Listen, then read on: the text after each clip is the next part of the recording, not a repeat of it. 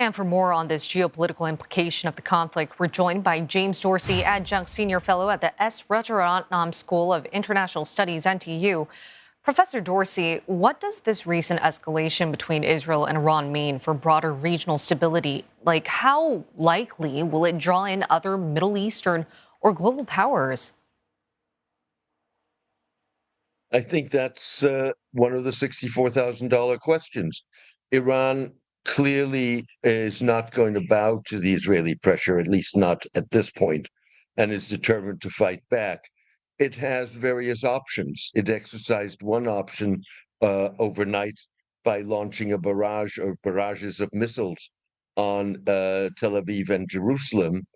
It's unclear whether or not Iran, which holds the United States co-responsible for the attacks that took place, whether Iran's going to retaliate against the United States. And if it decides to do so, in what form? Would that be U.S. bases in the Middle East? What happens if there's a significant American citizenry that lives in Israel, some 700,000? What happens if American nationals get killed in the exchanges? And of course, Iran has a third option, which is asymmetric, which would involve potentially assassinations or attacks in third countries. So, depending on how Iran decides to move forward, that's going to be part of what's going to determine whether this becomes a larger conflagration or not. And then there's, of course, the fourth element.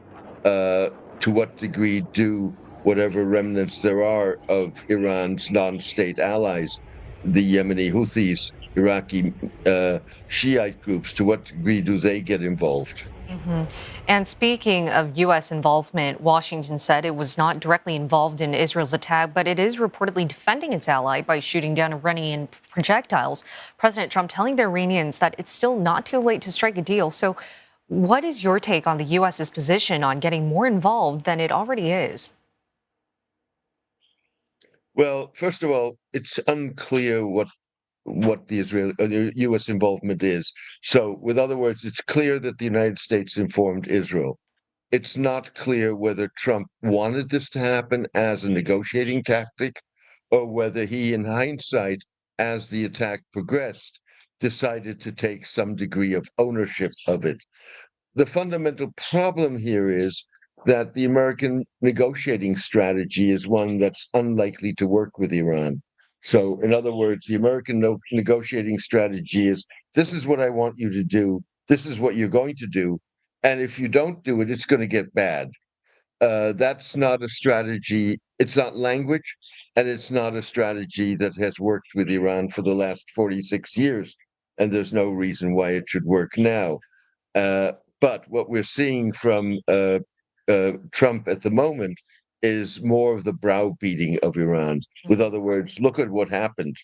You can still salvage yourself if you sit down and meet my terms. Mhm. And speaking of how to deal with Iran, the UN Security Council has already met on the crisis. And what realistically can the international community do at this point other than urge de escalation? I think this is much like the Gaza situation. There's one player and one player only, and that's the United States.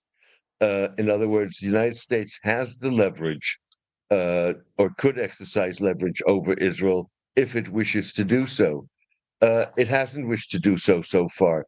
Um, it may very well be that on Monday, when Trump and Netanyahu first spoke on the phone this week, that Netanyahu informed Trump of the plan. And it may very well be that Trump said, don't do it. But unless Trump attaches consequences to the don't do it, Netanyahu is going to see that as a tacit green light. And that's the way he did see it. Mm. I see. We'll have to look for the latest developments in the coming days. But thank you so much for your insight for now. That was James Dorsey, Adjunct Senior Fellow at S. Rajaratnam School of International Studies at NTU.